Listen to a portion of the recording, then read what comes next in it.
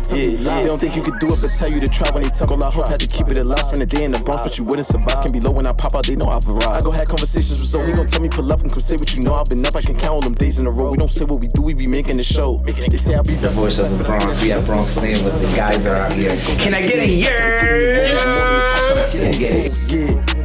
Leave them all right where they at. Try to diss me, I bet I don't even react. Put a show on, I bet you somebody gon' I pick me a book up and drink me some water, invest in the stock. All them kids don't be bad. Welcome to another episode of Conversation with Zoe. Today, we're going in a direction where we may have learned things the hard way, but we learned them. And we're also doing different skills. You know, we're entrepreneur today. We're painting today. We're doing great things with our time on the outside right now. So today I have my brother Khalif Johnson here.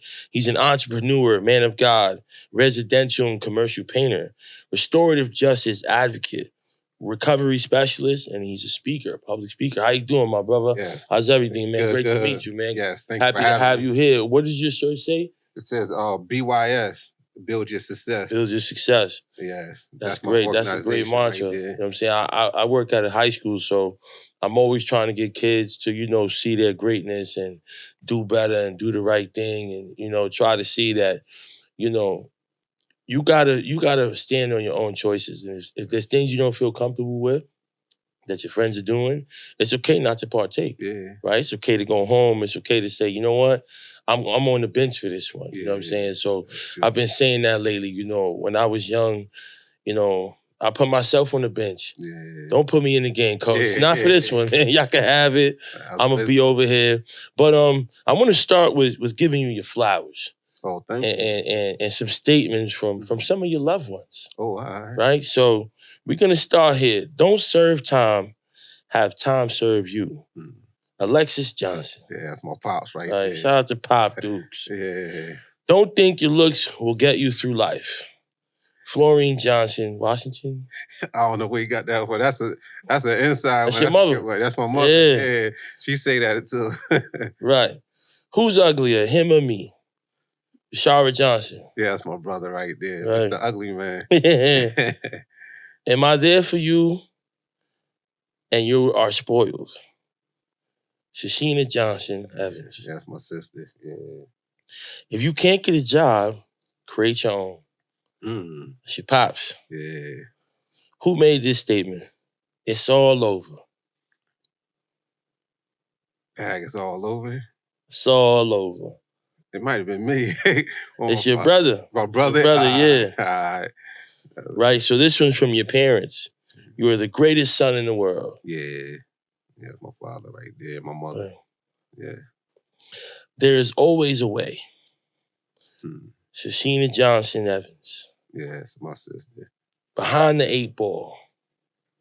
Oh, my father be saying that. Your mom. My mom. Oh, my mom do be saying that. Yeah, behind the 8 ball. Yeah. So with the last one, what does behind the 8 ball mean? Or well, you know, like that's an old saying right there. You know, you behind the 8 ball, so you got to catch up, kind of. Right. But once you catch up to that 8 ball, just hit it on in. Right. You know, so a little terminology I heard, like, you know, you shooting pool and everything. Right. And like you got to catch up to that 8 ball and knock it on in. Right. So, she knows I was behind it, but she knows I'm gonna catch up somehow. Right. Yeah, so what do you want the world to know about you? I want them to know that I'm actually a humble person. I'm an encourager. So that's when I really want the world to know that I think my gift is encouragement. Right. So I want to go out as an encourager and someone that's actually humble and not the negative side of me. Right. Or the negative things I did in this world. Right. So I want to be known for my humility. Right. Describe your childhood. Childhood was rough and difficult. I ain't gonna say like crazy on the street rough. Right. We had our issues on the streets. Right. School was hell. So my childhood school life was terrible. Yeah. So. And what year is this? Right. This is like starting like 80. Mm-hmm. So I guess like 5 years old. Mhm. And so about 80 all the way to, I guess, to 94. Right. It got better when you got in high school, but I still wasn't comfortable like I wanted to be. Right. Yeah. And where did you grow up? In Long Branch, New Jersey. Right. Yeah. And what would you say made it horrible? The teachers, they didn't teach me. So I'm dyslexic. So I see things backwards. Not like I always, not no more. I catch it now. But growing up, and I pronounce things wrong because of that. So they didn't teach us. They took me from my school. We call it the poop side, from Gregory School, and took me across town. So I had to get bussed in. And recess is rough. You like me and my right hand man, we fought there, man. Every time we went to recess. So 5 days out of the week, we was fighting. Right. So be out in recess, fighting, maybe a busted nose, lip, blood on your shirt, you go back to class, and the teachers don't say nothing about it. You just sitting in the classroom with blood on your shirt, and you frustrated because you went out to play, but I'm out there fighting. So, you know, and then I didn't know how to express myself. So you suppress your feelings. You're already in a special education class because they diagnosed you wrong. Say you're a troubled kid, and I never was. So it just wasn't good, man. Right. Just, So you feel like with the label that they put on you, it kind of made you turn into who you became. yeah. Me and my right hand man talked about it the other day. We cause some people they understand, they believe us, but they don't really understand like how y'all really wind up on the streets like that. Like what else we gonna go? If you didn't know how to read and write, where else you gonna go? Right. You know, we didn't have confidence and we didn't have self-esteem. All you know is that you's placed in a special education class. You ain't nothing. They teach you like shit. So what else I'm supposed to think about? He dropped out. He wound up getting locked up, going to the alternative schools. His school, they got like 2 classes and then they go swim. And then they go home. So how he's gonna learn? I stayed in school, but it's just rough, man. They didn't teach you nothing. And then when they do teach you some things, you're not interested in it no more. Because everybody in the class is suffering. And I was great in math, but they took away from that. So I ain't had confidence in math no more. So I just didn't want to learn. Oh, and there's another thing. So when they send me across town, there's nothing, I've got nothing against people with autistic and stuff like that. Back then they used the word retarded and stuff like that. Right. You know, that's not the proper way to talk about somebody's disability, but Right. that was the words they used back then. Right. So they have us in class with them, playing musical chairs and stuff like that. So, like, how I'm gonna learn? Like, I'm looking at myself like something really wrong with me, but it never was. Right. So, it just make you, like, suffer inside. But you're a kid, I don't know how to express myself. Right.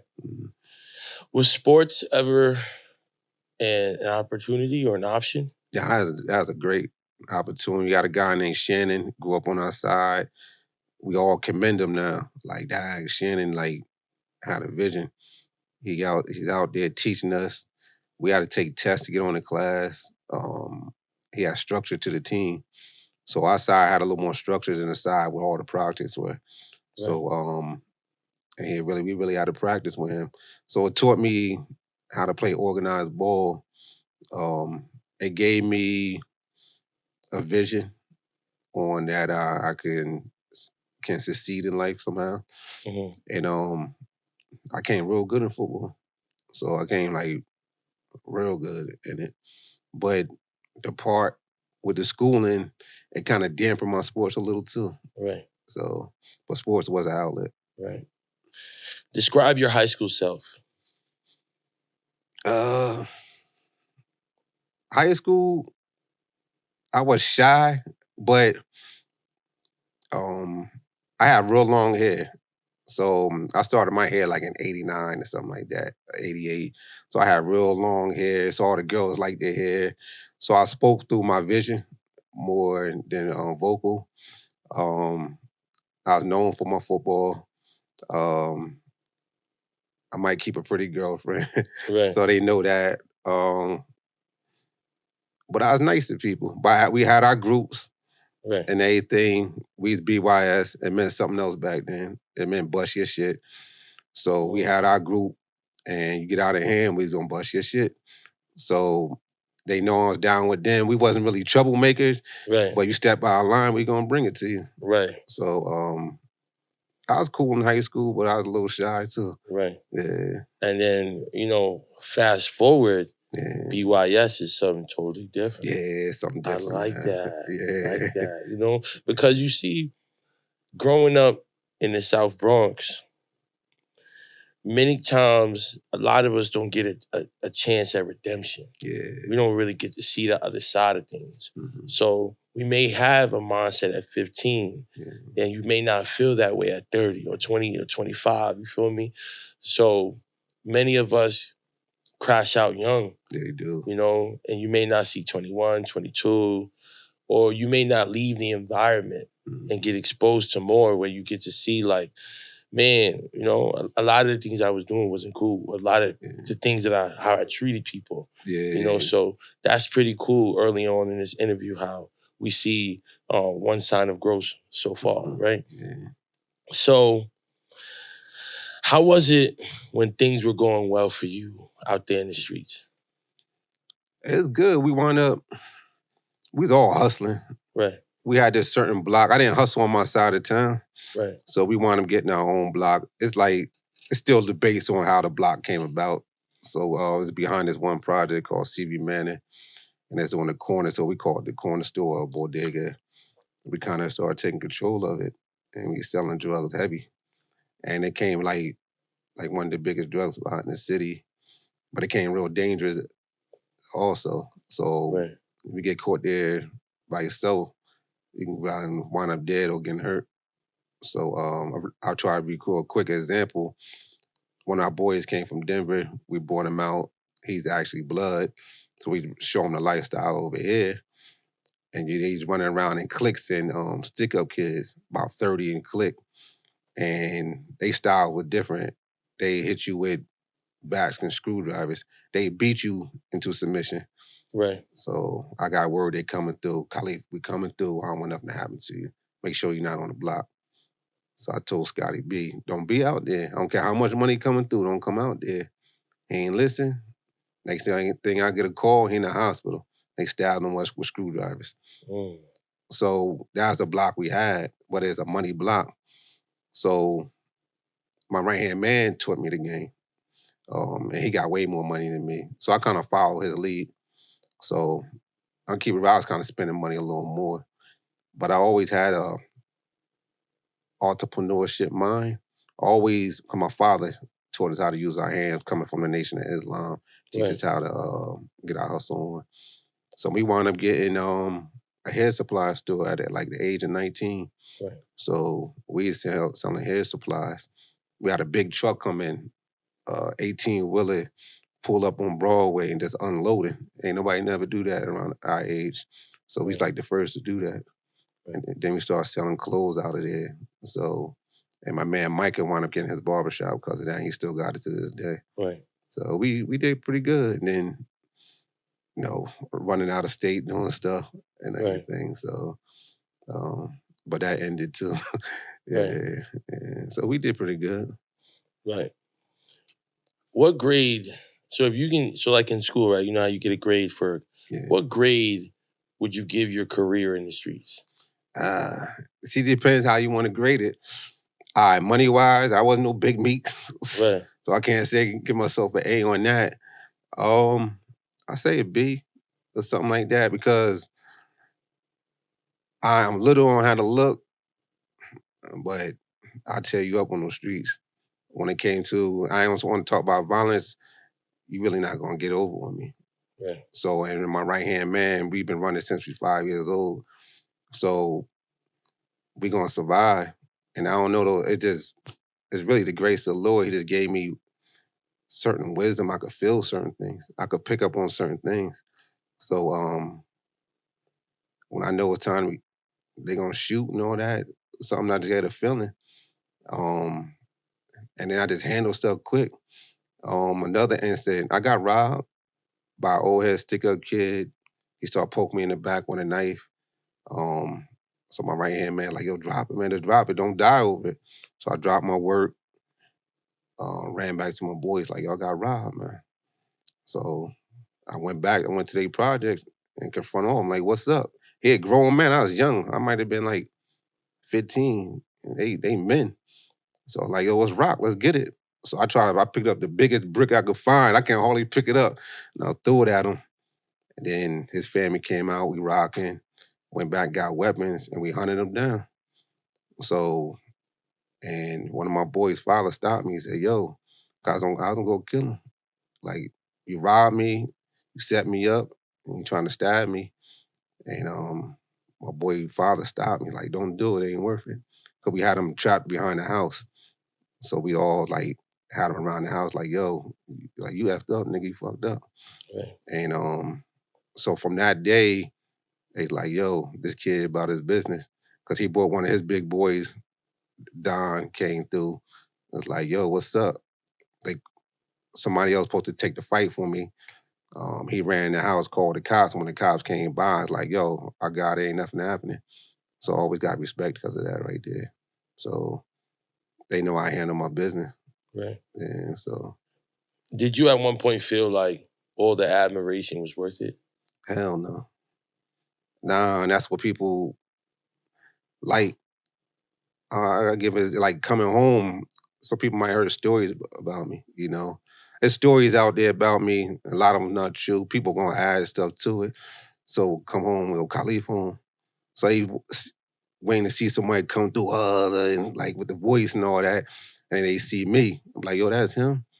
And I'm humble with mine. So when people tell stories, I'm like, I don't worry about that. Right. I brush the stories off because they don't know how I really suffered. You know, they don't know how my family suffered. They don't know how the victims suffered. And our society as a whole suffered. It might have been in our neighborhood in New Jersey, but that junk, it's a wave throughout the world. It is, you know? Right. So I affected generations with that evil. So I don't want to really get into certain names, but I remember my stepfather was like, yo, Khalif, you don't know what you're doing. You don't know who you affect. I tore somebody up. I shot this dude down. And my stepfather is actually like the principal. And he in the room talking to the kids and they crying to him. Somebody shot my father. And my stepfather like, damn. And he can't say nothing. Like, yo, that was my son that did it.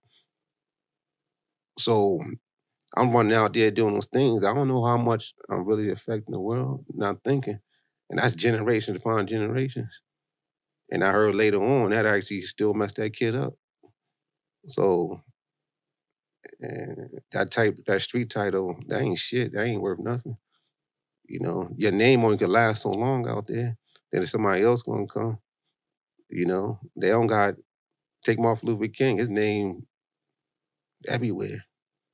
I'd rather have a name like that instead of a street name. It's only gonna last a couple blocks, and it might not even last that. So nah, it ain't worth nothing. This is extremely powerful. Thank you. You know, being at a high school, I would say most of my kids are 1 foot in, 1 foot out. You're not really, really that knee deep in the streets. But you could tell all it takes is that one moment, you know? And this new sophomore, you don't smoke, but you hang around everybody that does, and you're in the staircase. So what am I supposed to assume? Yeah, that's right? true, yeah. So that's me teaching him, like, bro, like, you around it. You know what I'm saying? You around, every kid I know in that staircase does that. Mhm. And then you just there.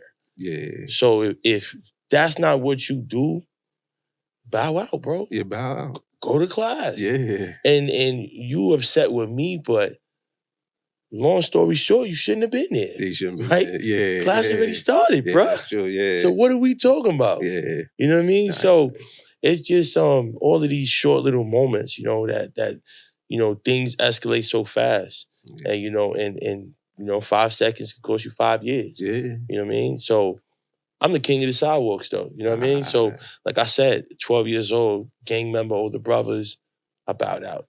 Y'all can have it. I'm good on that. It's not really for me. Never really felt comfortable with the violence. Never really felt comfortable with the level of aggression. I was like a kid that loved baseball and R&B. Like I was just a chill kid, but the Bronx makes you aggressive. Yeah. Certain instances where the first time I would always be one of the first to run, but then I was cornered, couldn't run. Oh, wow. So that was the first time. I'm throwing my hands trying to defend myself, and then my brother was like, "Yo, just grab somebody. You get surrounded, grab somebody." Yeah. So I'm grabbing. So I'm getting hit, but this one is getting hit too. Yeah, right. So we both hurt after this, Yeah. and then. Just learning to watch my surroundings and not go certain neighborhoods, do my homework on certain neighborhoods, where it's good, where it's not, and paying attention because you may want to meet up with a shorty and she live in Cortland Projects, you know what I mean? So it's like, oh nah, and go to projects, 30 dudes out there. So it's like, you know what, going home. You know what I mean? Don't go in there. Yeah, don't go in there. There's no point. You know what I'm saying? Nah, I'm gonna see her at school. I'm gonna call her. Listen, man, went over there. Oh, you should have came. Nah. See you at school. You know what I'm saying? Yeah. So learning to fight another day. Yeah. So why did you end up going to prison? I went a couple times. Right. I went twice. So the first time I shot somebody. Second one I killed somebody, and I shot somebody else, attempted murder. So I went to prison I did a bid in the 90s for shooting somebody, and then came home and wound up murdering somebody and shooting somebody else. So I went to prison for those right there. How long did you go the second time? 21 and a half years. 21 and a half years. Yeah. So the second time, you made some changes. Yeah. And that's the Khalif we see today. Well, now, come on, yeah. Right. Yes. But from the first to the second, nothing changed really. I did. See, I'm the type, when I went in, I was going to school. I came a teacher's aide in welding. Right. So I always had a desire to learn. It just didn't give me a chance in school to learn. So when I really got the chance to learn, I did it on my first bid. So I had my ways. I was around people in my hood, but I wasn't joining no gang or nothing like that. So I had my own, like, I'm there, but I'm not there. Right. I protect anyone in my hood. Anyone from my hood tell you come down, especially a boy in town, I give you a pack of cigarettes, you sit here, anybody gonna do something, just let me know. I'm there with you. I don't care who you are, from what city you are, nothing like that. If you're there and you're the right, I'm there for you. If you're in the wrong, I'm gonna let you know you're in the wrong. So I wasn't in the mix, but I wasn't letting nobody do nothing to my from my hood. Right. So I was studying the whole time. I came home, I was doing pretty good. The guy that I was selling, but I was working. There's an incident that happened. Some people were setting me up to get killed. So when I found that out, I just lost it. So I'm being humble. You want to kill me? I'm like, all right. I'm tearing everybody up moving. I said, I ain't having no mercy on nobody. I'm tearing everybody up moving. Because I'm not doing up to nobody, but you gonna set me up? I was like, all right. So anything moving, if you step out of line, I tore you up. So I just got back in that mode again. Because I'm like, I'm not losing. So, and that's what something kind of triggered me. And I just didn't care no more, kind of. Yeah. Are you living at home throughout all this time? Like when you first got in the streets, or did you move out? Nah, so that's another thing. I say about my father, my father gave me a lot of support now, 100%. I'm not saying he didn't before, but we had an incident. I came home and I had to leave like in 30 days. So I was out there like on my own quick. So that made me kind of get in the grind and everything. So it wasn't his fault. I'm not gonna like blaming him. He understood like, damn, I should have said something. So it pushed me out there faster. So and then I was chasing a little, like coming home, buying stuff I shouldn't have bought. like certain clothes, spending $1,000 on clothes, $900 on a coat I don't need. I was doing stupid stuff like that. Right. So now I was on my own kind of. Yeah. Right. Do you remember your first night in prison? Yeah. Did you sleep? Nah. My brother told me the same thing. Yeah. My brother is one of them ones. I'm like, yeah, that must be some kind of place, bro. Yeah. You know what I'm And then saying? mine was different. Mine is all eyes was on me, the way the incident happened. So it was like, I came in, everybody knew, oh, he's here. Everything is like, they just coming to my cell all day long and all night. That's him. So, because the way I shot some guy, it happened in front of a lot of people. So I was like, it's on the news and it just is like a big issue. Right. So anywhere I went, it just all eyes was on me, so I was uncomfortable. Very tasty, cheesy, oniony, all of the above. One word to describe it, scrumptious, right? We from the town, so we just gonna say pause first, but it melts in your mouth. You just love it. You know what I'm saying? I wear this shirt to sleep. How much I love 7th Street Burger, man. It's near and dear to my heart. You see the logo? It's near to my heart. That's how we do it, man. Peace. Do you remember your last night in prison? Yeah. My last night, I didn't think I was coming home. Because I came home out of lockup. So when they came and got me, they put me back in Trenton on Jersey State Prison. I'm in lockup, I'm in a hole. And so that's like, damn, I'm back where I started at. Yeah. So it gave me like, damn, I ain't getting out.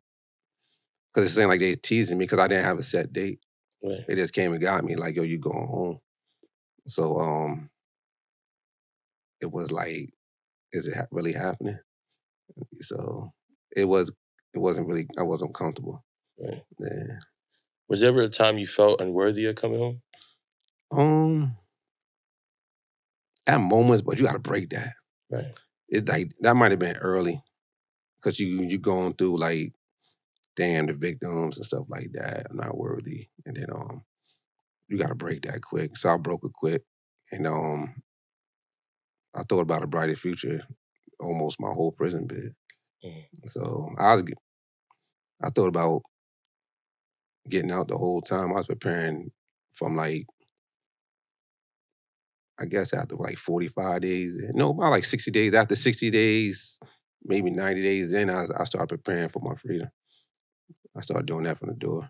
Right. Yeah. Even though I know I was gonna sit down, I was still prepared. Right. How was the sentencing process the second time? Hell. It's hell. It's like, I'm home right now because of the grace of the Lord. Right. They try to add like 5 more years. So if I didn't get out, next week it'd be a year. I'd be doing, I would have did extra 5 years. It's hell, because I had cases in different counties, all different type of investigations. They separated us, locked us down, had all different type of authorities investigating. This is hell. It is rough. Right. Yeah.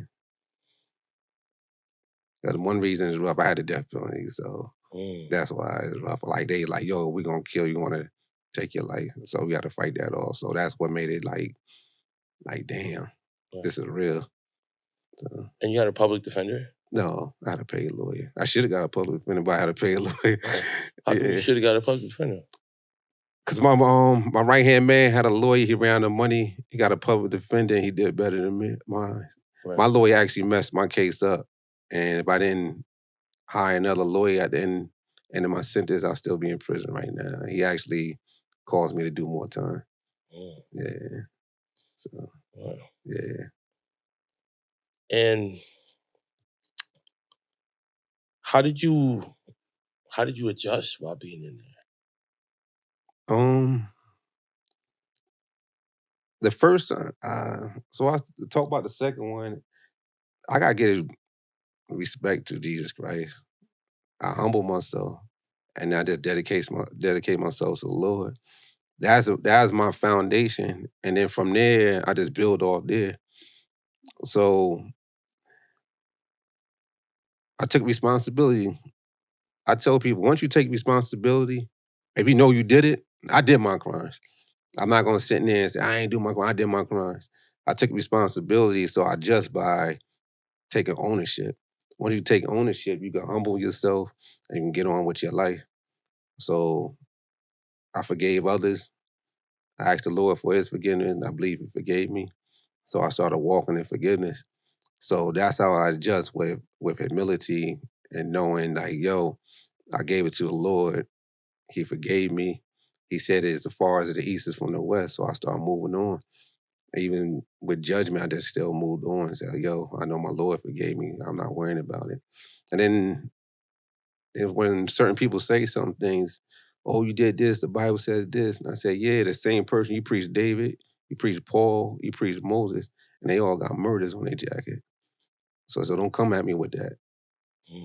So I was humble. Yes, I was humble. Yeah. What are some do's and don'ts in prison? There's a lot of do's and don'ts. Yeah. It's like 1,000 of them. One, mind your business. It's a lot. Mind your business. So I'm gonna tell you my do's and don'ts. Right. Good. So I tell people like, how you survive? I said, one, don't join a gang. Don't sell drugs. Don't gamble. Don't use drugs. Mind your business. If you mess with those boys, and don't mess with those boys. I said, if you do all that, you should be straight. I said, you get in the mix, all that is coming to you. I know I did time in other states. I tell you, Jersey, and the gang is coming to you. You sell drugs is coming to you. Use drugs is coming to you. Gamble is coming to you. Mess with boys is coming to you. You don't mind your business is coming to you. You know what I mean? It's coming to you. So those are do's and don'ts for me, right there. And if you ain't about your business, don't play games, because it's gonna come.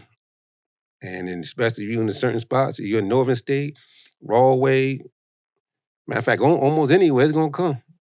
Okay. So, and they not coming in that child hall, and they not coming in that yard, and they not coming in that gym. You're gonna have to bang out, and they not coming up in there. All they gonna do is say, make it to the gate. Whoever loses, make it to the gate. And if you don't make it to the gate, they're just gonna send the inmate nurses in there and wheel your ass out. Okay. Is it true that a lot of people die in prison? Yeah, and it's not always through someone getting murdered. So my first bid, I was afraid I was gonna die in prison. Cause I saw I was on a unit, a guy I knew had a cyst in his mouth. We calling the CO, yo, he need help. Get him to medical. Everybody went to sleep. He died in sleep. Another kid, he hung up and killed himself. So another guy I knew, his brother did get murdered. So his brother got murdered. The next thing you could see the stress on him, his head falling out, and he died in prison. So a mother lost both her kids in prison. So people do die in prison. I remember I went from Bordentown to Northern State. We got there and we all like took a deep breath. We pulled up in the garage and you just saw boxes on the line of walls, and they had deceased on there. So he was like, damn, like this is serious. And we was young. So people be dying in prison. Right. Mm-hmm. Did you ever feel like your life was over? Yeah.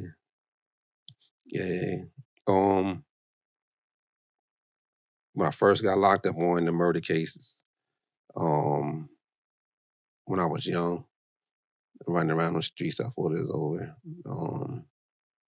So yeah, I thought about it a couple times. Right. Yeah. Are there any habits from being incarcerated that you haven't broken yet? Yeah. Like my drive. Like when I was inside, it's had like a certain driven drive. I'm not gonna break that. Other habits is trying to stay disciplined in certain ways. I'm not gonna break that. So the good habits I'm not gonna break. Other habits is studying. I still study while I'm out here. So those I'm not gonna break those habits. Other habits I have is I'm still picky with food. I'm picky on certain things. Like even here, we was walking. I don't like people like running into me and stuff like that. So I gotta break certain habits when somebody behind me and stuff like that. Like I'm in the store. So I try to break it. Like I still have my like who's behind me. So I'm trying to break habits. When I first came home, I knew every exit come in, I almost count everybody's inside. And I have an exit strategy, how I'm gonna do it and everything. I broke those habits. So I had like habits where like, yo, if it go down, I'm getting up out of here. So I broke that. Right. I was doing that crazy stuff when I first came home. Right. So in I'm the king of the sidewalks, but my way of resonating with that was being in the Bronx, you see a crowd, you see certain people, like scenarios start going in your head. Like, what if this happened? What if that happened? What if that happened? So it's like I had to learn to prepare myself. If I'm in a store, 5 dudes walk in, I have to play different scenarios in my head of see who the smallest ones is, who look like he got a soft chin, or you know what I'm saying? Yeah. And that's like, man, it's exhausting, but you had to think like that, because me being clueless and so innocent and I won't say naive because I had no malintent for nobody. I'm minding my business. Yeah. You know what I'm saying? But I mean, they felt how they felt. Yeah. And I had to adjust to that, you know what I'm saying? Mhm. So I would say I was a sheep that turned into a wolf, you know what I'm saying? Mhm. And the wolf, I had to adapt to that because I'm in the Bronx, I'm in the jungle. Yeah. You know what I'm saying? So how are you sleeping nowadays? I sleep. I do. My mind, if I'm not sleeping because my mind is running, I speed race kind of. Right, I'm always on the move. My mind is always racing. right, New ideas. Let's go accomplish those new ideas. And I get frustrated. right. I'm gonna keep it real. I get frustrated if I can't get certain things done. So I move a little too fast. So my mind is always thinking. Right. Physical, I have a problem with my right side. So that's the only thing that keep me up. But I adjust to I adjust out here now because my brother could be picky on certain places. I mean, I sleep anywhere. Just put me there, I'm out. Right. Yeah, I don't care what it is really, because in Trenton, you got mice running all around. So I was like, man, just throw me in there, I'll be good. Right. Yeah, so I Right. adjust. Yeah, I sleep. And how were the conditions in prison? Certain ones could be hell. So What were the worst? probably Trenton. So New Jersey State Prison. Cause they throw you in certain lockups. And if it ain't clean, sometimes they ain't gonna let you get it. Well, it's an instance. In population, they came and got me. That's when I never went back to population. Put their handcuffs on me, took me to part of the prison I've never been to. So there's a gate, another gate in the cell. So I'm locked in the cell with 2 gates in front of me to make sure I'm like extra secure. I mat on the floor, no cushion on it. It's just the inside the mat. It's on the floor, on holes in the ceiling, and it started raining one day. And half the cell was flooding, and my mat is soaking up the water. Mm. And the lights is on all night, and it's cold. And you don't give you no blanket, no nothing, no pillow, no nothing. So it's actually like hell. So, and then they bring my food. They sit it behind both the gates. I can see my food. And I'm asking the officer, can I get my food? He said, nah, you gotta wait till they bring a team down here to open up the gates and everything. So I'll be hungry all day, and there's food in front of me, and so I'm like, it's like you getting tortured. Right. Like, damn, they go to food and I can't reach it.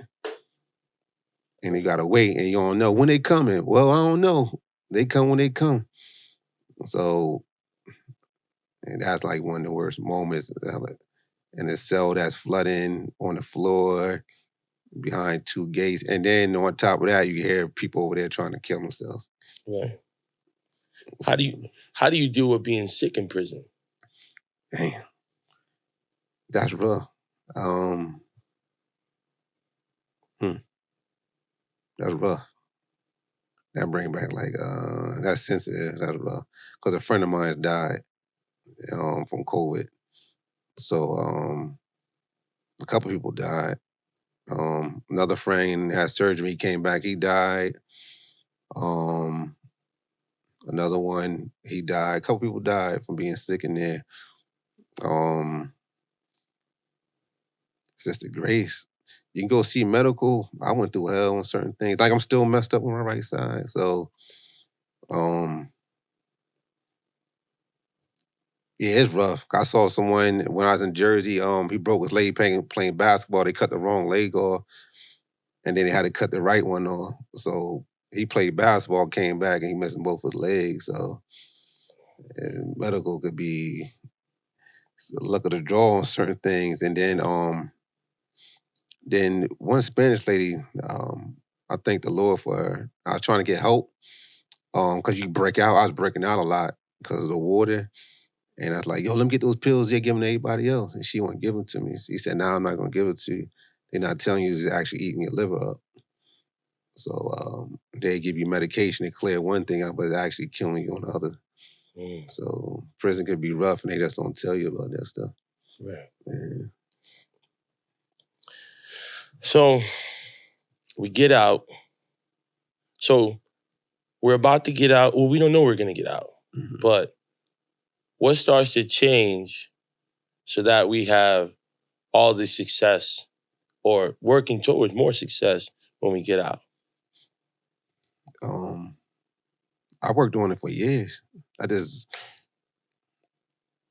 Once I knew I was forgiven, I just said, yo, it's time to work on my future. And then part of it was I'm going to work on my now also. Right. So I pay for my own schooling. And someone told me, a chaplain, he said, prepare for the opportunity that's going to present itself. So he said, prepare for the opportunity that's going to present itself. So I always let me be prepared. So I was going hard for I can just be prepared for them when that moment happens. And so I was just going hard on those moments, and that's when I started seeing change in my studies and when I started applying my studies. So some people study, but they don't apply it. So I said, let me apply what I know. So that's when success, I started seeing it trickling down and trickling down. Right. And when I got out, I just jumped on it as soon as I got out. Right. Yeah. And what does it feel like to be home? Amazing. It's Right. amazing, yeah. I had my moments. I had a moment, but it's amazing. Yeah. Right. Yeah. I did have a serious moment. Yeah. Do you have any kids? Now I don't have no kids. No. Yeah. That's why I'm like, that's one other thing I regret. That street life. I don't have no kids. So, yeah. So I regret a lot. Right.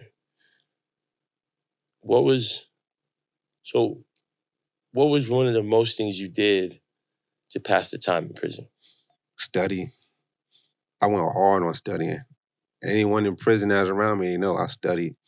And I took it serious. It's like I told a couple people I come out my cell with piles of books, sit at the table, and just study. So we come out for an hour, I'm studying for like 40 minutes. And if I'm not studying, I'm working out like 100 miles an hour. So work out, study. When you come in my cell, I was probably working out after I worked out and just study. And that's all I did really. And I had like a visible line. Wherever I was at, I made it my office. It's like my business. Come out at the table. You see at the table, you talking some bullshit, I'll tell you gotta go. Or don't cross my line, have visible lines, and like, just don't cross my line with no bullshit, and we straight. Right. And then people always ask me, certain people later on when I was in the dorm, what you doing? They used to call me Jersey. What you doing? Because when I was in Connecticut, what you doing? I said, I'm making money. So, and they used to always mess them up. What you mean making money? So I'm making money. And I started showing them how I was making money and everything.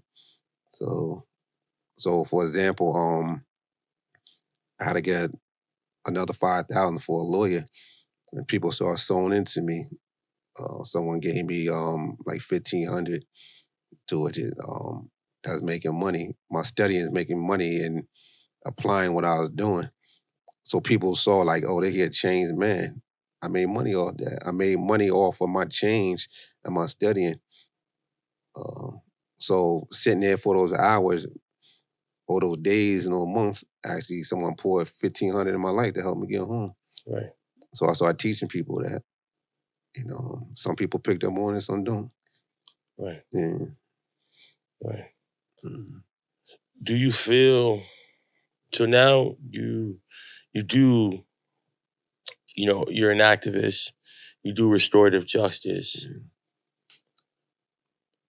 Do you ever, because, I work with the youth as well, but do you ever feel like you see yourself in the people that you're helping? Yeah, I see it all the time. Yeah, I see it. Yeah, what I try to do, I be trying to come to individual. Right. So if I'm one-on-one, I try to come to that individual or use my experiences to teach them, to learn from them. So yeah, if I get a little raw, so I went inside certain guys and gang members to get them out, I'll be raw with them of what's gonna happen to them. And I become them and say, oh, this happened to me. Or don't take this in the wrong way. I tell them this, which is true. Some guys in the gangs, and I said, listen, you stay in this gang, this is what's gonna happen to you. Can I be honest? Like, yo, you ain't built like this. This admit it. If you're not built like it, get out. Oh, I'm thinking I'm built like this. I am built like this. I say, you're not. So I use an example. What you gonna do when somebody do this to me? I'm gonna do this. But I'm like, all right, you're gonna do this, but if you do that, the person gonna shoot half your face off. And I said, I guarantee you they gonna blow half your head off. How you gonna say that? I said, that's what's gonna happen. Right. How you know? I said, that's what I do. I said, you come at me this way, if you live this way, I'm saying I'm gonna blow half your face off. Nah, this is not what you mean. I said, you think I'm lying? Ask about it. Or go find out other people that's about that. Right. And then when they find out, I'm like, or someone tell them like, nah, Khalif telling the truth. And so I become them or show them like this, and this is the ugly side of that lifestyle. Right. And this is what's gonna happen. And then when they start investigating, they be like, yo, this man telling the truth. Right. And then someone wanna come back. Or I tell them like, yo, I'll give them a whole example, like this is what's gonna happen to you. Your friends gonna do this to you, and this is what they're gonna do to you. They're gonna set you up, they're gonna play you out, and they come back like, damn, you was right the whole time. I said, do you still wanna be in that game? And be like, nah, my own people robbed me, they did this to me, left me to dry. Right. I said, I told you. And then they be like, you know what, I do wanna get out. And I'm like, then I have a conversation with like, you really wanna get out? I said, nah, I'm gonna test you. I'm not gonna test you in a disrespectful way. I'm gonna test you to see if you really wanna get out by humbling yourself. So I was like, yo, the way you're gonna get out, you gotta go to school, you gotta do this. And I said, if you go do these things, you go to school and dedicate yourself to it, I said, I'll put myself on the line for you. And I go to the leaders and say, yo, this man doing this. As long as he do this, y'all can't touch him. And I go have a conversation with the leaders to get him out of the gangs.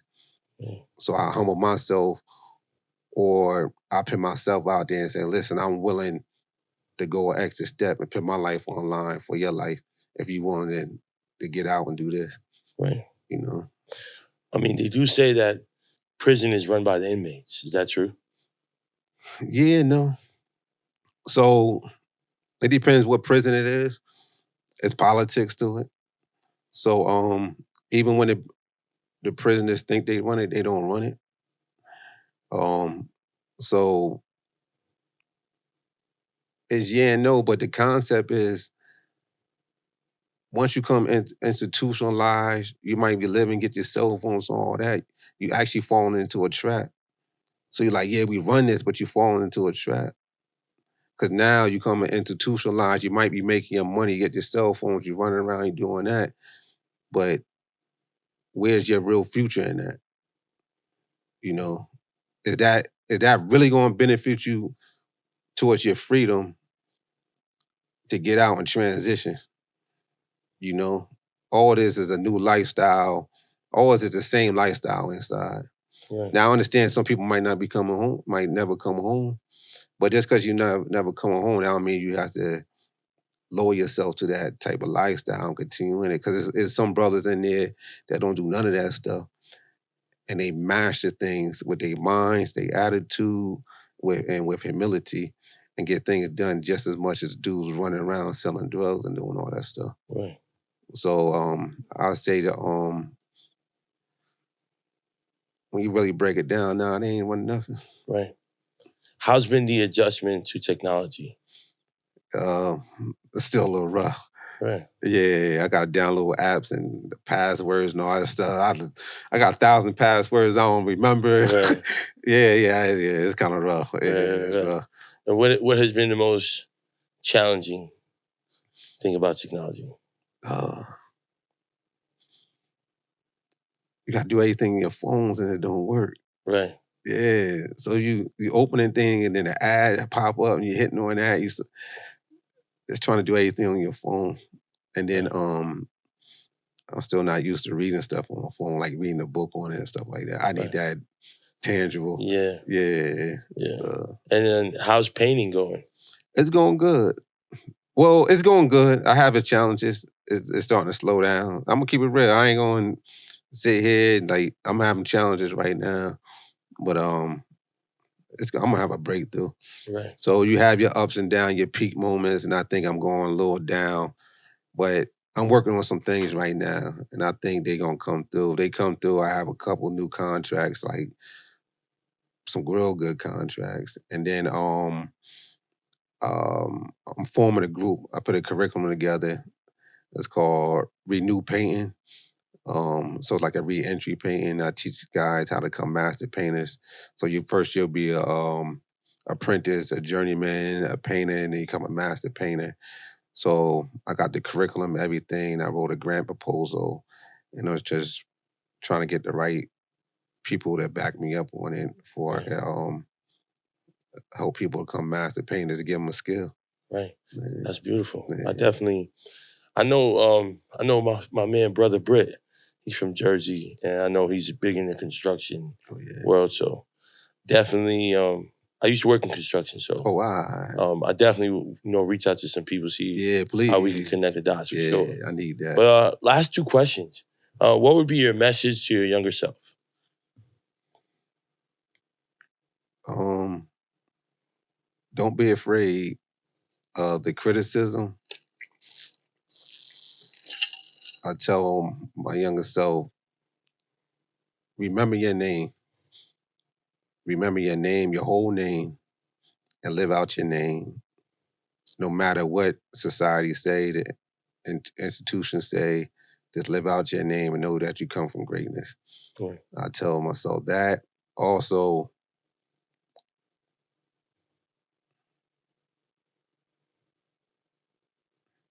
continue to have the fighting spirit, but just challenge it. Just challenge or direct that energy into a positive way. People might not know, like my first prison bid is actually saving people's lives. So I could tell myself, you can still save lives, but you can just do it another way without violence. So that's what I really went to prison for, is for taking up for a lot of people. Right. So I was like, yo, you can take up for people without the violence. So I tell myself those two things. Right. Yeah. Message to the youth. Youth now,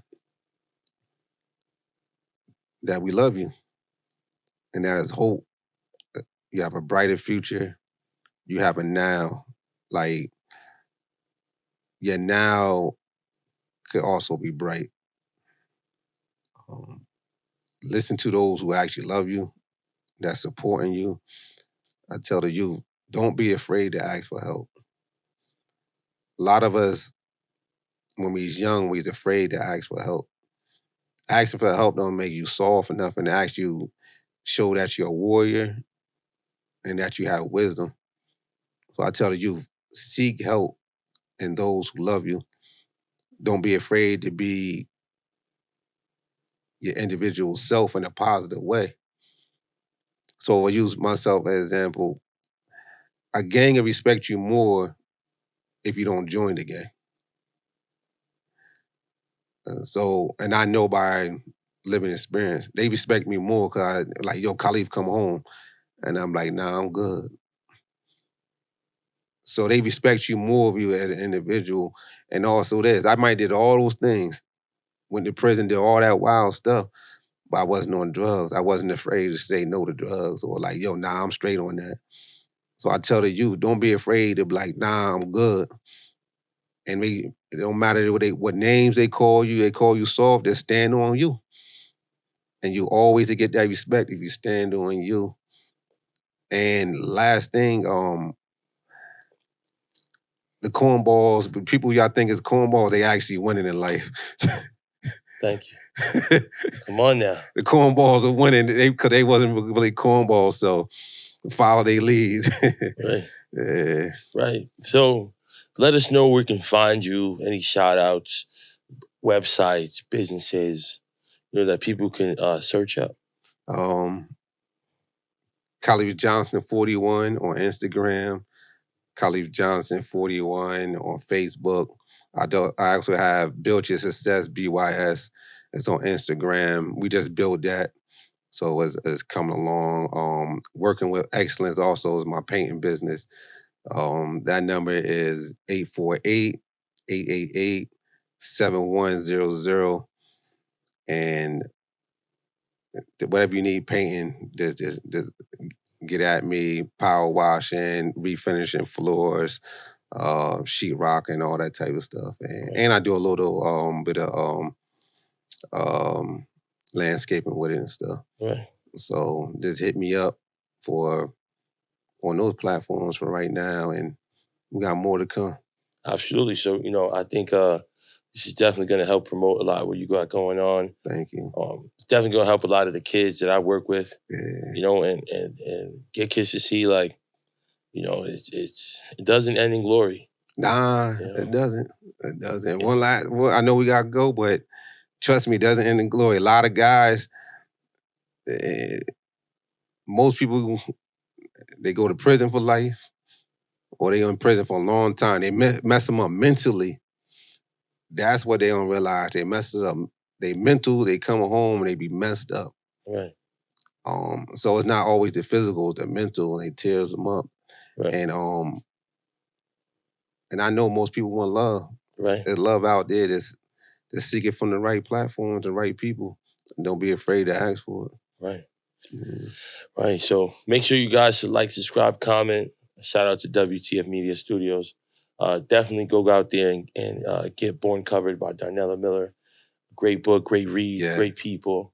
You know what I'm saying? And remember, you can turn your pain into purpose. Yeah. We out. Thank you for having me, my brother. Absolutely, man. Thank you. Yeah. Thank you for trusting us. Peace and love, world. Make sure you like, subscribe, comment, support the channel, show your love. You know what I'm saying? We have a great conversation week in and week out. You never know who's coming. You never know what we're going to do. But at the end of the day, it's all about peace and love. So make sure you like, subscribe, comment.